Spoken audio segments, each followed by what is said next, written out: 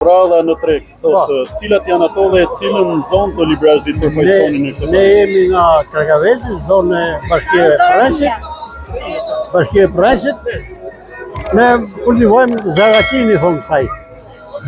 Zaraki, thonë këti produkti, edhe kemi vreshtari. Vreshtaria etëm. Pa ujë, pa ashtu, po e bon veni. Prodhimi si vjetë ka qenë i barë? Prodhimi si vjetë nuk ardha i mbash dhe i pritë ngrica. Sa ja vlen pjesëmarrja në pronëri të tilla për të promovuar produkte të tilla, të cilat janë të rralla në treg? Të rralla vetëm kjo shkon, sheshi shkon.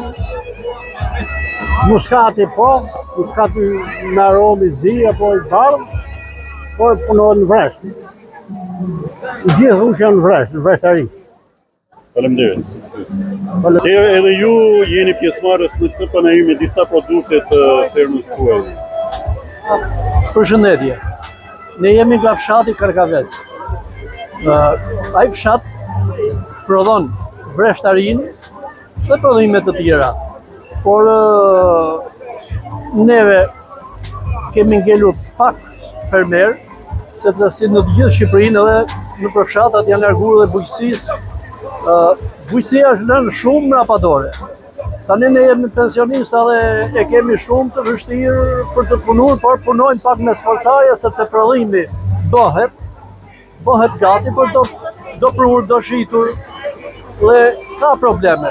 Megjithatë, i përshëndesim Bashkinë e Librazhit që organizon një panajër të mrekullueshëm, festën e mjaltit, ku në zona tona, veç vreshtarisë e prodhime tjerë prodhohet shumë mjalti.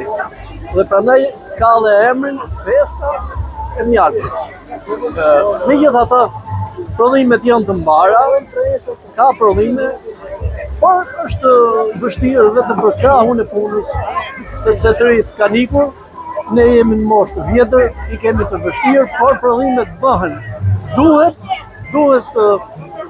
të subvencionohen bujqësia, që të kthehen të rinjt, të krijohen mundësira, që rata të kthehen, atëherë mund të rilindë bujqësia, sepse bujqësia është në një pikë shumë të dobët, shumë dobët, sepse nuk ka njerëz, jo se s'prodhon toka.